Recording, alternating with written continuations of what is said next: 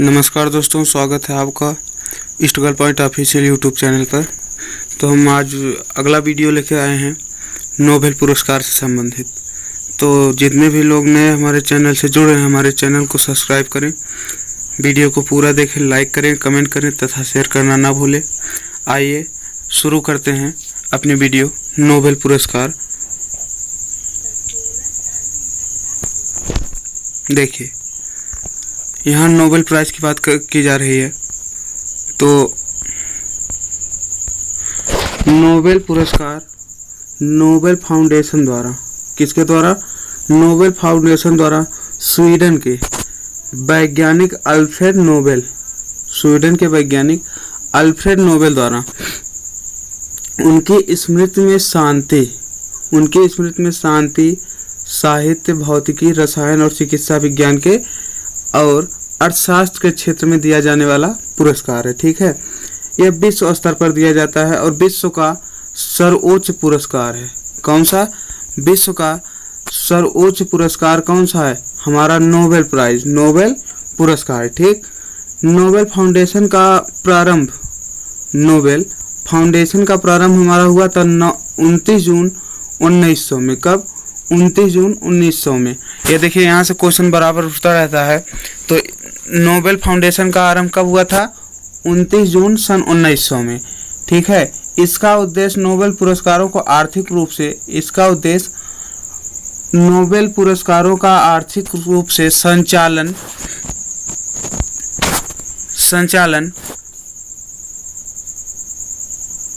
करना था। ठीक है, नोबेल के वसीयतनामे के अनुसार उनकी 94% से ज़्यादा वसीयत के मालिक वो लोग हैं जिन्होंने मानव जाति के लिए विभिन्न क्षेत्रों में उत्तम कार्य किए हैं। ठीक है, अब देखिए आगे हम देखते हैं। आगे देखिए, इसकी स्थापना कब हुई थी? तो नोबेल पुरस्कार की स्थापना स्वीडन के वैज्ञानिक अल्फ्रेड नोबेल वार्नहार्ड, जिसे कहा जाता है, नोबेल ने 1901 में की थी। अल्फ्रेड नोबेल वार्नहार्ड नोबेल का जन्म, वार्नहार्ड भी कहा जाता है इनको, अल्फ्रेड नोबेल का जन्म 1833 ईस्वी में हुआ था। कब हुआ था? 1833 ईस्वी में स्वीडन शहर में। स्वीडन के शहर था, वहाँ एक स्थान था, स्टॉकहोम में हुआ था। ठीक, 9 वर्ष की आयु में, जब वह 9 वर्ष के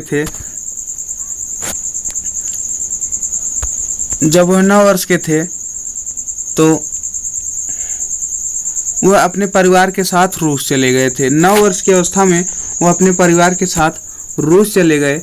अल्फ्रेड नोबेल एक अविवाहित स्वीडिश वैज्ञानिक और केमिकल इंजीनियर थे। क्या थे? अविवाहित स्वीडिश वैज्ञानिक और केमिकल इंजीनियर थे, जिसने 1866 ईस्वी में, कब?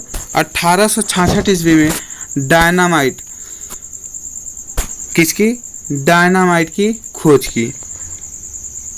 अब स्वीडिश लोगों को 1896 में उनकी मृत्यु के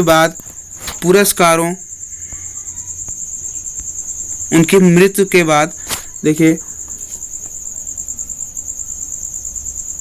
पुरस्कारों के बारे में पता चला जब उन्होंने उनकी वसीयत पढ़ी जिसमें उन्होंने अपने धन से मिलने वाली सारी वार्षिक आय पुरस्कारों की मदद करने के लिए दान कर दी थी। ठीक है, उन्होंने अपनी जो सारी वार्षिक आय आती थी उसको पुरस्कारों को देने के लिए मदद में दान कर दी थी। ठीक है, अपनी वसीयत में उन्होंने आदेश दिया था कि सबसे योग्य व्यक्ति, चाहे वह स्कैंडिनेवियन हो या ना हो, पुरस्कार प्राप्त करेगा। चाहे वह स्वीडिशियन हो या ना हो, लेकिन वह क्या करेगा? पुरस्कार प्राप्त करेगा। ठीक है, अब अगला पार्ट इसका देखते हैं। अगला पार्ट दिया गया है, उनके द्वारा छोड़े गए धन पर मिलने वाला ब्याज। जो उनके द्वारा धन छोड़ा गया था उनकी धन संपदा थी, मरने के बाद जो छोड़ा गया धन था उस पर मिलने वाला ब्याज उन व्यक्तियों के बीच वार्षिक रूप से बांटा जाता है जिन्होंने विज्ञान के क्षेत्र में, साहित्य के क्षेत्र में, शांति के क्षेत्र में और अर्थशास्त्र के क्षेत्र में उत्कृष्ट योगदान दिया हो। तो देखिए यहाँ क्वेश्चन उठता है कि नोबेल प्राइज जो है किन किन क्षेत्रों में दिया जाता है। तो देखिए पहला हमारा हो गया विज्ञान के क्षेत्र में, दूसरा साहित्य के क्षेत्र में, तीसरा शांति के क्षेत्र में, चौथा अर्थशास्त्र के क्षेत्र में। अभी देखिए दो क्षेत्रों में आगे बढ़ जाता है कि किन किन क्षेत्रों में दिया जाता है। विश्व की सबसे अधिक गौरवशाली पुरस्कार को नोबेल फाउंडेशन द्वारा मदद प्रदान की जाती है। ठीक है, अब आगे है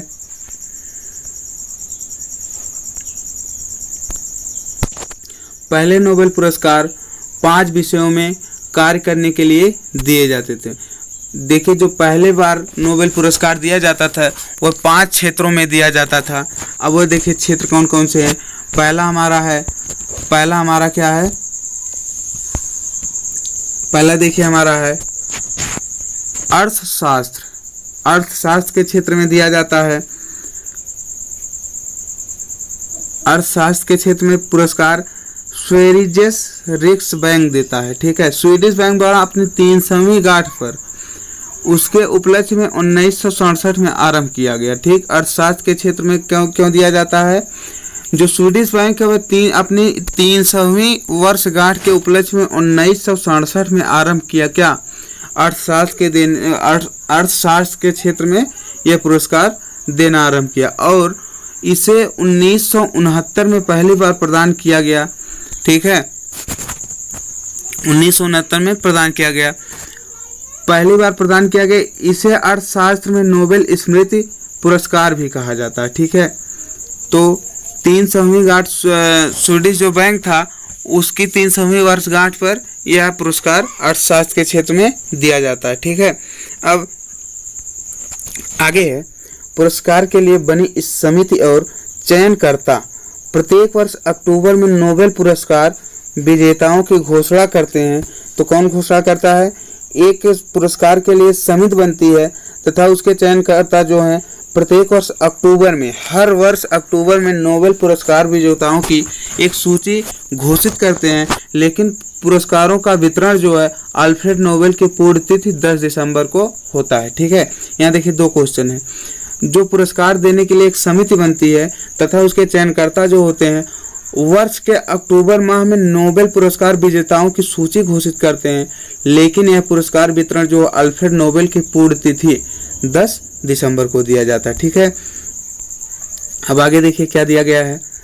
कहा जा रहा है प्रत्येक पुरस्कार में एक वर्ष में अधिकतम 3 लोगों को पुरस्कार दिया जाता है। जो यहाँ पुरस्कार नोबेल पुरस्कार दिया जाता है एक वर्ष में केवल 3 लोगों को दिया जाता है। यह पुरस्कार नोबेल पुरस्कार जो है एक वर्ष में केवल 3 ही लोगों को दिया जा सकता है। ठीक है, देखिए यहाँ दिया गया है 3 लोगों को पुरस्कार दिया जा सकता है अधिकतम। इनमें से प्रत्येक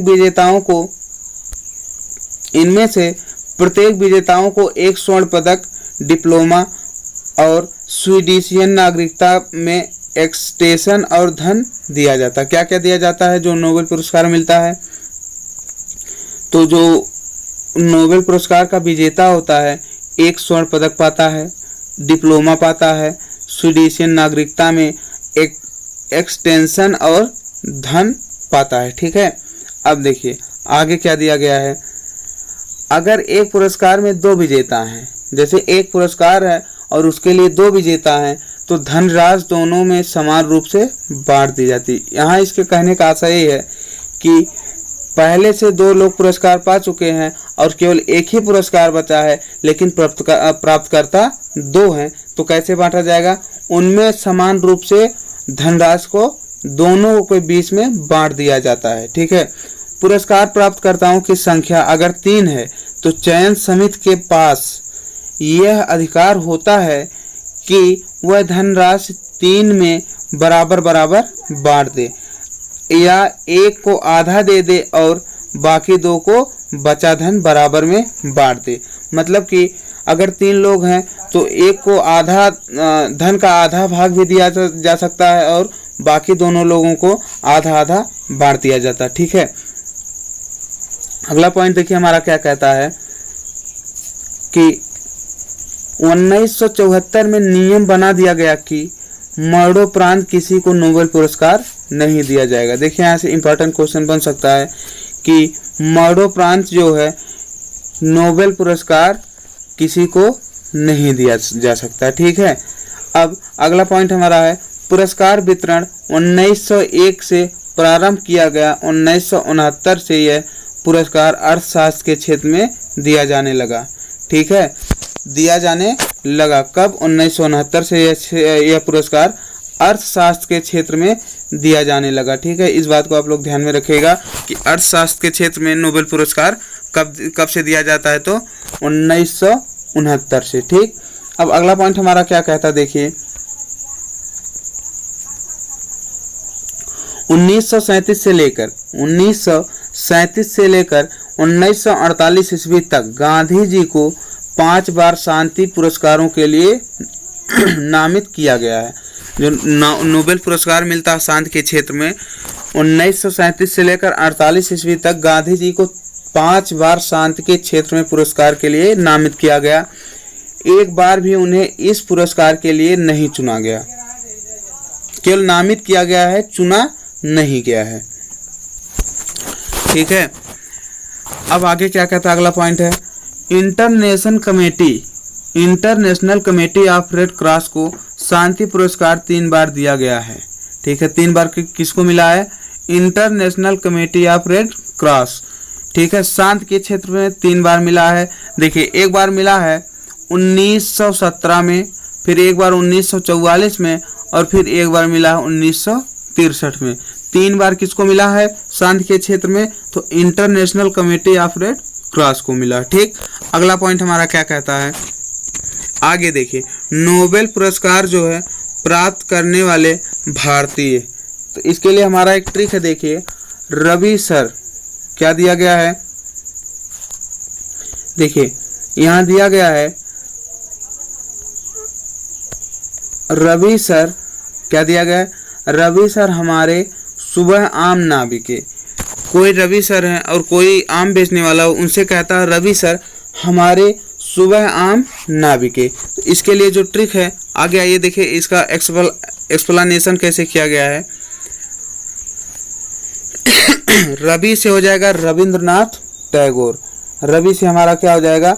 रविंद्रनाथ टैगोर।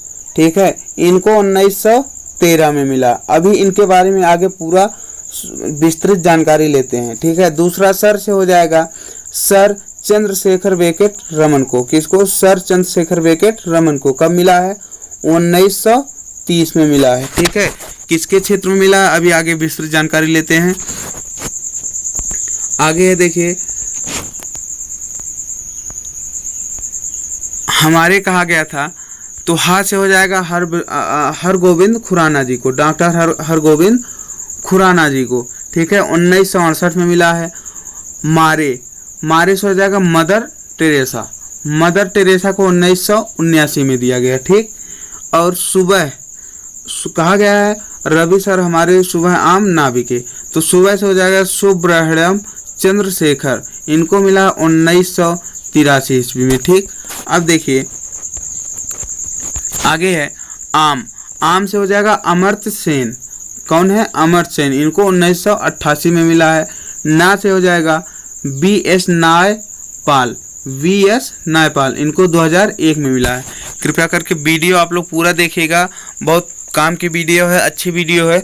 आप लोग इसको लाइक शेयर सब्सक्राइब जरूर करिएगा, तथा जितने भी नए लोग जुड़े हैं हमारे चैनल से, चैनल को सब्सक्राइब करिए तथा बेल आइकन को जरूर दबाइए, जिससे हमारी नई वीडियो आप तक सबसे पहले पहुंचे। ठीक है, तो आप लोग ध्यान से पढ़ते जाइएगा। आगे है बी से वेंकट रमन रामाकृष्ण, इनको सन 2009 में मिला है। के से हो जाएगा कैलाश सत्यार्थी, इनको 2014 में मिला। ठीक, अब देखिए आगे दिया गया क्या? रविंद्रनाथ टैगोर। अब इनके बारे में पूरी जानकारी लेते हैं, कब मिला, क्यों मिला, किसके क्षेत्र में मिला है। तो देखिए रविंद्रनाथ टैगोर, अब आगे दिया गया है रविंद्रनाथ टैगोर को रविंद्रनाथ टैगोर जो हैं नोबेल पाने वाले एशिया एवं भारत के पहले व्यक्ति थे। ठीक है, तो पूछा जाता परीक्षाओं में कि सर्वप्रथम नोबेल पुरस्कार प्राप्तकर्ता भारत के कौन थे। भारत देश के और एशिया में पहली बार प्राप्त करने वाले थे कौन? रविंद्रनाथ टैगोर जी। तो रविंद्रनाथ टैगोर नोबेल पुरस्कार प्राप्त करने वाले एशिया एवं भारत के पहले व्यक्ति थे। ठीक है। अब महान कवि और रचयिता गुरु रविंद्रनाथ टैगोर को 1913 में साहित्य के क्षेत्र में, अब यहाँ देखिए बात आ गई, 1913 में किस क्षेत्र में इनको मिला है? तो 1913 में साहित्य के क्षेत्र में, किसके? साहित्य के क्षेत्र में इनको नोबेल पुरस्कार मिला है। ठीक है, साहित्य के क्षेत्र में उनकी काव्य पुस्तक गीतांजलि पे मिला है। उनकी पुस्तक गीतांजलि के लेखक देखिए रविंद्रनाथ टैगोर हैं। 1913 में इनको साहित्य के क्षेत्र में गीतांजलि के लिए नोबेल पुरस्कार इनको दिया गया। ठीक, अब आगे देखिए इनके बारे में पढ़ लेते हैं थोड़ा सा। और क्या कहा जाता है? रविंद्रनाथ टैगोर ने महज 8 वर्ष की उम्र से ही कविताएं लिखनी शुरू कर दी थी। जब इनकी अवस्था 8 वर्ष की थी तभी से यह क्या करते थे? कविताएं लिखना शुरू कर दिए थे। वे एक ऐसे व्यक्ति थे जिन्होंने भारत और बांग्लादेश 2 देशों के लिए राष्ट्रगान लिखा। अब देखिए यहाँ बात आती है, भारत के लिए राष्ट्रगान और बांग्लादेश के लिए राष्ट्रगान लिखने वाले कौन थे? ये थे आपके रविंद्रनाथ टैगोर जी। ठीक, अब देखिए आगे क्या दिया गया है। गीतांजलि और साधना उनकी महत्वपूर्ण कृतियां हैं। क्या क्या? पहली तो हमारी हो गई गीतांजलि, दूसरी साधना। यह दोनों कृतियां किसकी हैं? रविंद्रनाथ टैगोर जी की हैं। ठीक है, गीतांजलि पर इनको नोबेल पुरस्कार मिला है। ठीक, अब आगे आ जाते हैं। दूसरे हमारे हैं सर चंद्रशेखर वेंकट रमन। अब देखिए इनको सीवी रमन के नाम से भी जाना जाता है। तो इनको देखिए, सीवी रमन को भौतिकी के क्षेत्र में, किसके क्षेत्र में? सीवी रमन को भौतिकी के क्षेत्र में महत्वपूर्ण कार्य करने के लिए 1930 में नोबेल पुरस्कार दिया गया। किस क्षेत्र में और क्यों दिया गया? तो सर सीवी रमन जी को भौतिकी के क्षेत्र में महत्वपूर्ण कार्य करने के लिए 1930 में क्या किया गया? इनको नोबेल पुरस्कार दिया गया। ठीक है, अब आगे आ जाते हैं। डॉक्टर रमन ने अपने अनुसंधान में इस बात का पता लगाया कि जब प्रकाश किसी पारदर्शी माध्यम से गुजरता है तब उसकी वेवलेंथ, तरंग की लंबाई जिसे कहते हैं, वेवलेंथ में क्या होती है? तरंग की लंबाई में बदलाव आता है। इसी को रमन इफेक्ट के नाम से जाना जाता है। रमन इफेक्ट के नाम से किसको जाना जाता है? जब कोई प्रकाश किसी पारदर्शी माध्यम से गुजरता है तो उसकी वेवलेंथ या तरंग की लंबाई में बदलाव आ जाता है। ठीक है, तो यही रमन इफेक्ट नाम से इसी को जाना जाता है। और इसी के लिए इनको क्या मिला था? नोबेल पुरस्कार मिला था। कब? सन 1930 में। ठीक, अब अगले हमारे हैं अमर्त्य सेन जी। इनके बारे में पढ़ लेते हैं। अमर्त्य सेन जी क्या है? देखिए, वर्ष 1998 में अमर्त्य सेन, ठीक है, को अर्थशास्त्र के क्षेत्र में, किसके क्षेत्र में? अमर्त्य सेन जी को अर्थशास्त्र के क्षेत्र में कब? 1998 में उनके योगदान के लिए नोबेल पुरस्कार मिला। कब मिला और क्यों मिला? तो देखिए 1998 में अर्थशास्त्र के क्षेत्र में उनके योगदान के लिए नोबेल पुरस्कार मिला। ठीक है, उन्होंने अकाल में भोजन की व्यवस्था के लिए अपनी थ्योरी दी। ठीक है, अकाल में जब खाने पीने की सामग्री नहीं बचती है तो वहाँ उन्होंने खाने पीने की या भोजन की व्यवस्था के लिए अपनी थ्योरी दी। वह पहले भारतीय थे जिन्हें अर्थशास्त्र के क्षेत्र में नोबेल पुरस्कार मिला है। ठीक है, तो क्वेश्चन पूछा जाता है कि ऐसे पहले भारतीय का नाम बताइए जिनको नोबेल पुरस्कार अर्थशास्त्र के क्षेत्र में पहली बार मिला। तो कौन थे? हमारे अमर्त्य सेन जी थे। ठीक है, आगे है पिछले 40 वर्षों से या पिछले 40 वर्षों में 30 से अधिक भाषाओं में उनकी पुस्तकें छप चुकी हैं। ठीक है, पिछले 40 वर्षों में उनकी 30 भाषाओं में पुस्तकें छप चुकी हैं। ठीक है, अमर्त्य सेन जी की। अब आगे हैं हमारे डॉक्टर हरगोविंद खुराना जी। देखिए इनको क्या कहा गया है, हरगोविंद खुराना जी। ठीक, आनुवांशिक कोड DNA की व्याख्या करने वाले भारतीय मूल के अमेरिकी नागरिक डॉक्टर हरगोविंद खुराना को चिकित्सा के क्षेत्र में नोबेल पुरस्कार दिया गया। किस क्षेत्र में?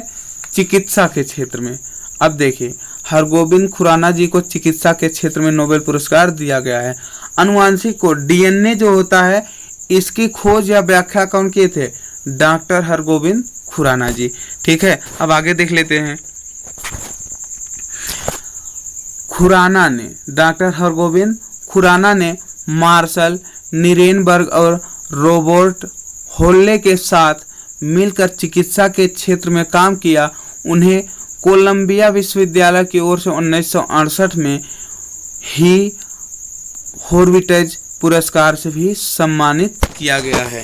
ही हॉर्विट्ज पुरस्कार से भी सम्मानित किया गया। कब? 1968 में कोलंबिया विश्वविद्यालय की ओर से। ठीक है, तो यहाँ देखिए छोटे छोटे पॉइंट बहुत ही महत्वपूर्ण है, आप लोग ध्यान से देखिएगा। आगे चलते हैं। कौन है? सुब्रह्मण्यम चंद्रशेखर जी। 1983 में भौतिक शास्त्र, 1983 में भौतिक शास्त्र के क्षेत्र में, देखिए किस क्षेत्र में मिला है? भौतिक शास्त्र के क्षेत्र में महत्वपूर्ण योगदान देने के लिए डॉक्टर सुब्रह्मण्यम चंद्रशेखर को नोबेल पुरस्कार 1983 में दिया गया। किस क्षेत्र में? 1983 में भौतिक के क्षेत्र में डॉक्टर सुब्रह्मण्यम चंद्रशेखर को नोबेल पुरस्कार दिया गया। आगे क्या है? डॉक्टर चंद्रशेखर भारतीय मूल के अमेरिकी नागरिक होने के साथ साथ एक विख्यात खगोल भौतिकी शास्त्री भी थे। उनके सिद्धांत से ब्रह्मांड की उत्पत्ति के बारे में अनेक रहस्यों का पता लगाया गया। ठीक है, जो उन्होंने अपना सिद्धांत दिया था उसके अनुसार ब्रह्मांड की उत्पत्ति के बारे में अनेक रहस्यों का पता चला है। ठीक, अब देखिए आगे आ जाते हैं। वेंकटरमण रामाकृष्णन। अब चिकित्सा विज्ञान में महत्वपूर्ण कार्य करने के लिए भारतीय मूल के अमेरिकी नागरिक वेंकटरमण रामाकृष्णन को सन 2009 में रसायन शास्त्र के क्षेत्र में, किस क्षेत्र में? रसायन शास्त्र के क्षेत्र में सन 2009 में क्या दिया गया? यहाँ देखिए नोबेल पुरस्कार दिया गया। ठीक, चिकित्सा के क्षेत्र में, 2009 में रसायन के क्षेत्र में। कब? 2009 में रसायन के क्षेत्र में नोबेल पुरस्कार मिला। ठीक है, किसको? रामाकृष्ण जी को। रामाकृष्ण को इजरायली महिला वैज्ञानिक अदा योनोथ, कौन थी इजरायली महिला? वैज्ञानिक ये अदा योनोथ और अमेरिका के थॉमस स्टीच के साथ संयुक्त तौर पर रसायन के नोबेल के लिए सम्मानित किया गया। ठीक है, कौन कौन? देखिए इजराइल की एक महिला थी अदा योनोथ और रामाकृष्ण, साथ में थॉमस, अमेरिका के थॉमस स्टीच को संयुक्त तौर पर रसायन नोबेल क्षेत्र के में पुरस्कार दिया गया। ऊपर बताए थे अगर 3 लोग हैं 1 पुरस्कार है। ठीक, अगर नोबेल पुरस्कार 1 है और 3 लोग हैं तो कैसे पुरस्कार दिया जाएगा? या तो तीनों लोग में बराबर बराबर धन बांट दिया जाएगा, या तो पहले को आधा दिया जाएगा और बाकी 2 लोगों को आधे में से आधा आधा बांट दिया जाएगा। ठीक है, अब आगे देखिए क्या कहा गया है। नोबेल पाने वाले तीनों वैज्ञानिकों ने 3D तकनीक के जरिए समझाया कि किस तरह रिबोसोमोज अलग अलग रसायनों के साथ प्रक्रिया करते हैं। ठीक, 3D तकनीक के जरिए। अब आगे हैं हमारे कैलाश सत्यार्थी जी। कौन है? कैलाश सत्यार्थी जी। ठीक, कहा गया कैलाश सत्यार्थी को बाल अधिकारों की रक्षा एवं बाल श्रम के विरुद्ध लड़ाई के लिए वर्ष 2014 में नोबेल पुरस्कार दिया गया है। ठीक, किस लिए? बाल अधिकारों की रक्षा के लिए तथा बाल श्रम के विरुद्ध लड़ाई के लिए वर्ष 2014 में नोबेल पुरस्कार से सम्मानित किया गया है। उन्होंने बचपन बचाओ आंदोलन, कौन सा आंदोलन? बचपन बचाओ आंदोलन की स्थापना की और विश्व भर में हजारों बच्चों के अधिकारों की रक्षा के लिए कार्य किए। उन्हें पाकिस्तान की मलाला यूसुफजई के साथ संयुक्त रूप से नोबेल पुरस्कार शांति के क्षेत्र में दिया गया। शांति के क्षेत्र में संयुक्त रूप से नोबेल पुरस्कार दिया गया है। ठीक है, अब आगे आ जाते हैं। जैसे मान लीजिए एक नोबेल पुरस्कार है, 2 लोगों को देना है, तो बराबर बराबर धन आधा आधा दोनों लोगों को बांट दिया जाता है। ठीक, आगे आ जाते हैं। अब 4 लोग ऐसे लोग थे जिनको अपने जीवन में 2 बार नोबेल पुरस्कार मिला है। ठीक, आइए देखते हैं कौन कौन। मैडम क्यूरी को, पहला हमारा है मैडम क्यूरी। वर्ष 1903 में रेडियो सक्रियता की खोज के लिए और 1911 में शुद्ध रेडियम के निष्कर्षण के लिए। ठीक है, क्या क्या दिया गया? नोबेल पुरस्कार 2 बार दिया गया। एक बार 1903 में और किसके लिए? रेडियो सक्रियता की खोज के लिए, और 1911 में शुद्ध रेडियम के निष्कर्षण के लिए क्या दिया गया? नोबेल पुरस्कार दिया गया। ठीक, अब दूसरा दिया गया है लिनस पोंगलिंग। ठीक, लिनस पोंगलिन, इनको क्यों दिया गया? आइए देखते हैं। वर्ष 1954 में हेब्रिडाइज्ड सिद्धांत के लिए और वर्ष 1962 में नाभिकीय प्रयोग निषेध संधि एक्टिविज्म के लिए नोबेल पुरस्कार दिया गया। देखिए, एक बार 1954 में हेब्रिडाइज्ड के सिद्धांत के लिए और 1962 में नाभिकीय प्रयोग निषेध संधि एक्टिविज्म के लिए। ठीक है, अब आ जाते हैं। तीसरे लोग थे जॉन बार्डिन। इनको क्यों दिया गया? वर्ष 1956 में ट्रांजिस्टर के आविष्कार के लिए। ट्रांजिस्टर मीन्स होता हमारा रेडियो। इन्होंने रेडियो का आविष्कार किया था। कौन? John Bardeen. और इनको 1972 में अतिचालकता के सिद्धांत के लिए क्या दिया गया? नोबेल पुरस्कार दिया गया। कब 1956 में रेडियो की खोज के लिए या ट्रांजिस्टर की खोज के लिए, और 1972 में क्या? अतिचालकता के सिद्धांत के लिए। यहाँ देखिए मैं हो गया है, यहाँ केवल में है। ठीक, अब आगे आ जाते हैं। चौथा नंबर हमारा आखिरी है। देखिए, फ्रेडरिक सेंगर। वर्ष 1958 में इंसुलिन की। फ्रेडरिक सेंगर क्या कहते हैं? 1958 में इंसुलिन मॉलिक्यूल की संरचना के लिए। ठीक, 1980 में वायरस न्यूक्लियोटाइड की सीक्वेंसिंग के लिए। ठीक है, 2 बार क्यों? 1958 में इंसुलिन मॉलिक्यूल की संरचना के लिए, और 1980 में किसके लिए? वायरस न्यूक्लियोटाइड की सीक्वेंसिंग के लिए इनको नोबेल पुरस्कार इनके जीवन में 2 बार इनको मिला है। ठीक,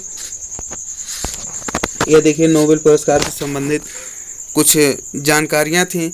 तो हम जहाँ तक जानते हैं कि आप लोगों को वीडियो अच्छा लगा होगा, और जितने भी नए लोग हैं वीडियो को लाइक करें, चैनल को सब्सक्राइब करें तथा बेल आइकन को ज़रूर दबाएं, जिससे हमारी नई वीडियो आप तक सबसे पहले पहुंचे। और हम अगली वीडियो में भारत रत्न से संबंधित कुछ जानकारी लेके आएंगे। तब तक के लिए नमस्कार।